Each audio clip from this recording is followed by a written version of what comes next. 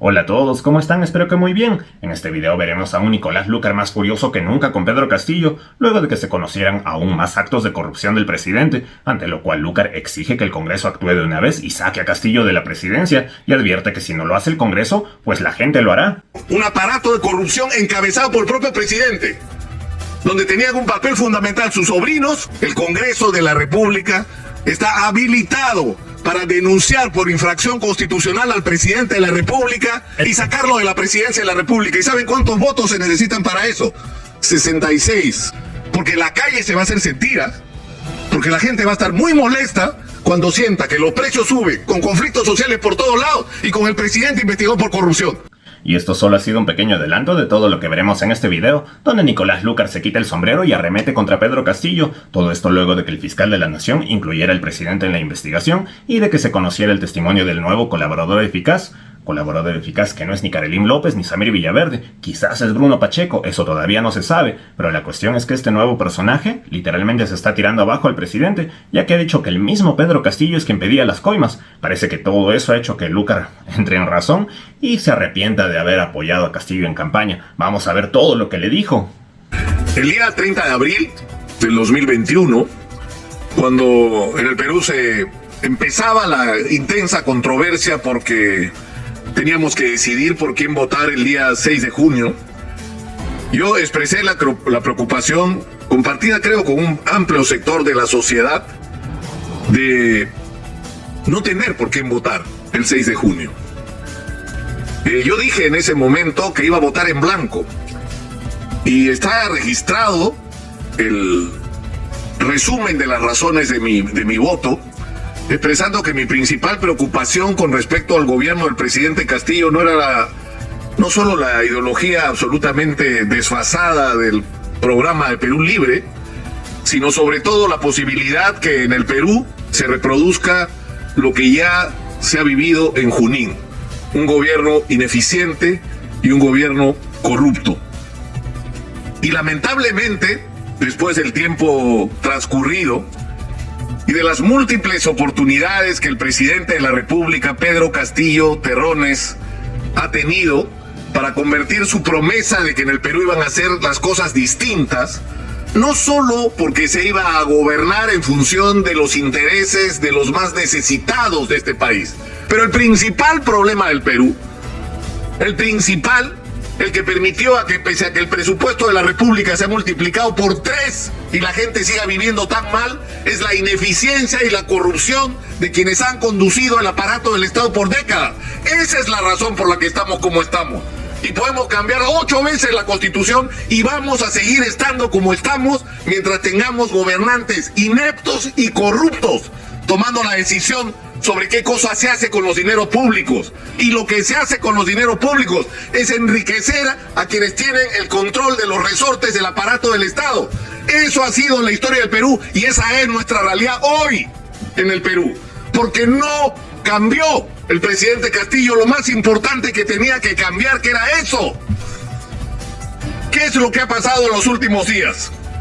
El fiscal de la Nación, el día sábado por la mañana, Pablo Sánchez, finalmente, y luego de insistentes reclamos con respecto a una decisión vergonzosa por parte de Zoraida Ábalos, la ex fiscal de la Nación, que dice: las investigaciones me llevan a la conclusión de que el profesor Pedro Castillo podría estar involucrado en los actos de corrupción de su entorno, pero decido que no lo voy a investigar, sino voy a postergar esta investigación hasta que acabe su mandato. Es decir, nos está diciendo: sospecho que el presidente puede estar metido en corrupción, pero me voy a comer esa sospecha y vamos a vivir con esa sospecha en los próximos 4 años y medio.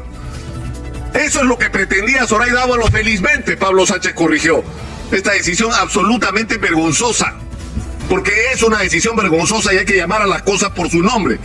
Se ha corregido. ¿Y qué es lo que dice el fiscal de la Nación? Lo que dice es que existe elementos de juicio suficientes que ameritan abrir una investigación contra el presidente de la República, que no puede ser acusado. Y fíjense ustedes esas fallas, es decir, tú puedes descubrir que el presidente es un corrupto, pero la Constitución del 93 no te permite acusarlo por el delito de corrupción.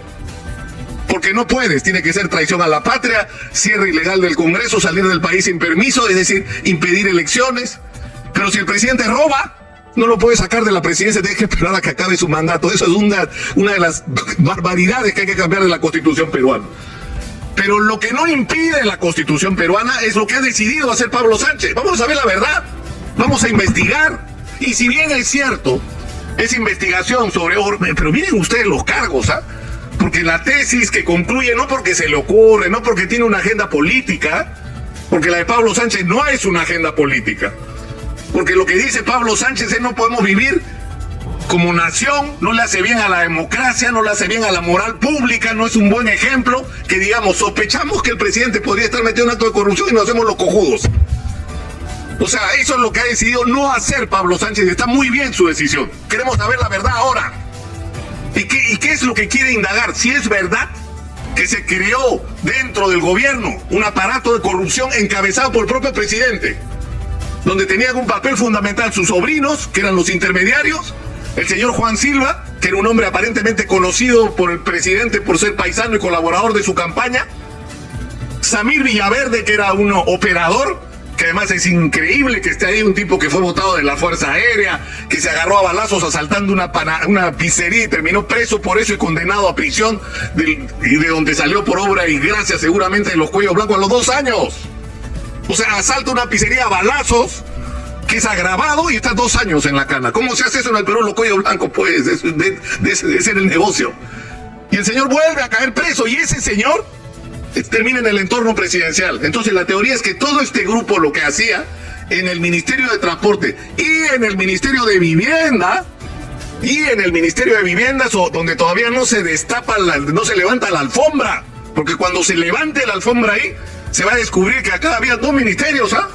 El Ministerio de Vivienda oficial y un hotelito en San Isidro, desde donde se despachaba, se recibía proveedores, señores asesores del Ministerio de Vivienda tomaban decisiones, concertaban comisiones. Eso se va a saber porque todo se sabe en el Perú.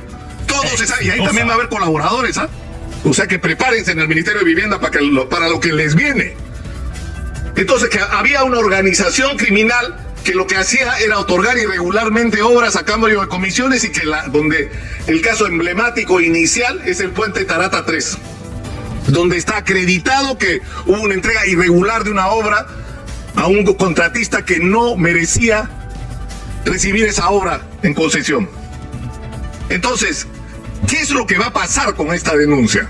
El fiscal de la Nación va a avanzar en la investigación y si concluyera que el presidente ha cometido delitos, una vez más, por desgracia, por la tipo de constitución que tenemos, no lo puede acusar hasta que termine su mandato. Pero ¿qué va a pasar? Porque esta investigación va a ser pública cuando se tengan las evidencias, porque es probable que esto ocurra, que el presidente esté involucrado. ¿Qué nos hacemos con eso? ¿Nos lo comemos? ¿Lo digerimos? ¿Miramos para el costado? ¡No!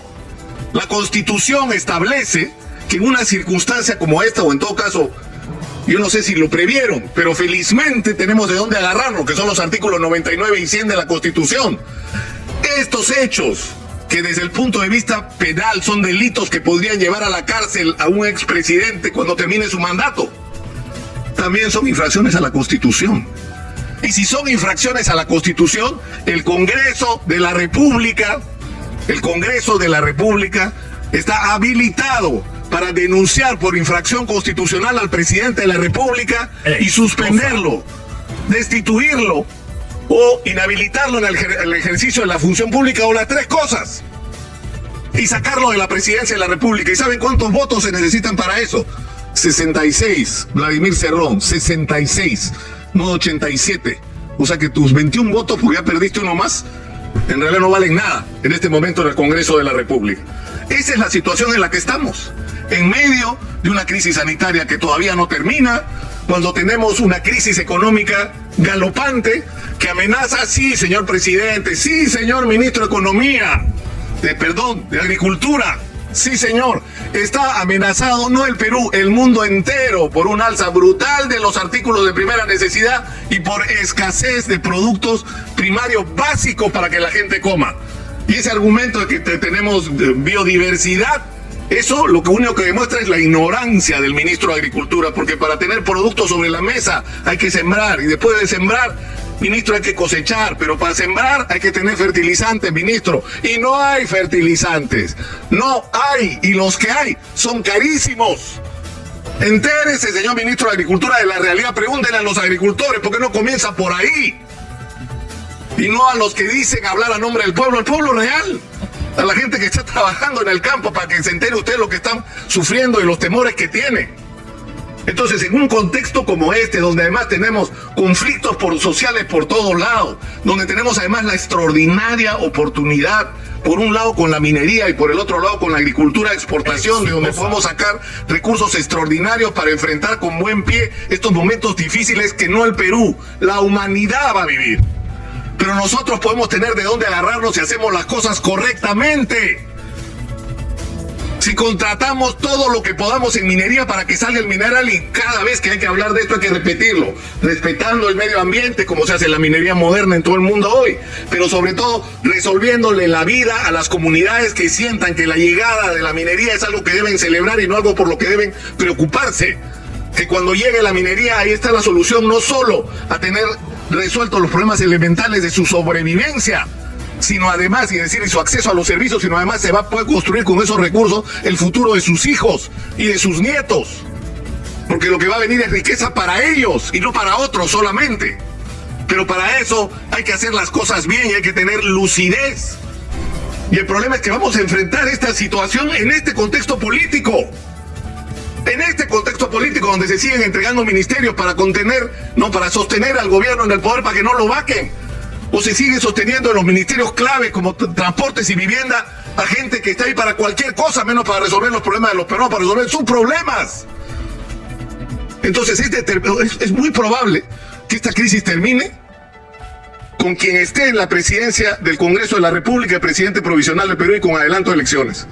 Porque la calle se va a hacer sentir, porque la gente va a estar muy molesta cuando sienta que los precios suben, que hay escasez, que el combustible no baja, que falta chamba, que no hay oportunidades, que no se hacen las cosas que hay que hacer, con conflictos sociales por todos lados y con el presidente investigado por corrupción. Eso es explosivo. Y eso es lo que va a obligar en determinado momento esas decisiones. Y por eso es que casi el 70% de la gente de este país no piensa que si la Constitución para arriba, para abajo. No, señor. Lo que piensa la gente es que tienen que ir todos. Que en este país tiene que haber elecciones adelantadas. Porque en este país tiene que haber elecciones adelantadas, porque los peruanos nos equivocamos el 6 de junio del año pasado, y nos equivocamos porque no teníamos opciones. Y porque ha llegado la hora de que tengamos opciones. El gran reto del Perú no es solo salir de esta crisis que nos agobia, esta falta de certidumbre sobre lo que tenemos delante, sino nuestro gran reto es construir en el Perú una nueva clase política cuya primera y fundamental característica sea que no sean unos ladrones, que no conciban el aparato del Estado como un botín, que tengan un proyecto de país en la cabeza, que nos ofrezcan a los peruanos la ilusión de que nuestras vidas pueden ser diferentes y que nos comprometan a todos en construir ese Perú distinto que todos necesitamos y que está ahí, la tenemos puesta. La tenemos regalada. Yo hubiera querido tener Corea, Singapur, Vietnam, lo que tenemos nosotros. La gran tragedia nacional es la desgracia de clase política que tenemos. Y la obligación de todos, desde donde estemos, es ayudar a construir una nueva dirección para este país, que esté a la altura de lo que necesitamos y de lo que somos. Es gracioso cuando Lucar dice que nunca estuvo del lado de Pedro Castillo y que dijo que iba a votar en blanco. Pudo haber dicho eso, pero de hecho que sí votó por Castillo y sí le hizo campaña. Eso es evidente, nadie lo puede negar. Y la verdad, Lucar, no trates de lavarte las manos de esa forma. Por lo menos acepta las consecuencias de tus actos y pide perdón al Perú, porque tú ayudaste a poner a Castillo donde está, a pesar de que sabías las consecuencias, sabías que íbamos a terminar como estamos terminando. Así que no te excuses diciendo que no había opciones ni nada de eso. Es imposible pensar que con Keiko nos iba a ir igual o peor. Eso es absurdo, ese pensamiento solamente cabe en fujitraumados, y por más que tú probablemente lo seas, pues al menos sé valiente y acepta tu error, pídele perdón al Perú. Creo que sería lo mejor. Y en lo demás que has dicho, Lucar, la verdad es que sí estoy bastante de acuerdo contigo. Yo también quiero que se vaya el Ejecutivo y el Congreso, porque por más que haya buenos congresistas, la mayoría son una tira de vendidos en los cuales no se puede confiar. Y respecto al fiscal de la nación, ahí sí hay que tener bastante cuidado porque recordemos que él solamente va a estar unos 2 meses. ¿Qué tal si recibe un buen dinero y con eso determina que Castillo no ha cometido ningún delito? Con eso lo blindaría del Congreso y la gente misma se quedaría corta, ya no podría reaccionar contra un presidente que supuestamente no ha cometido delito cuando evidentemente sí lo ha hecho. Así que hay que estar muy atentos con eso. Y bueno, no sé qué piensan ustedes de todo esto, los estaré leyendo en los comentarios. Y si les gustó el video, por favor suscríbanse a este canal y activen la campana de notificaciones. Muchas gracias de antemano, ahora sí me despido y hasta la próxima.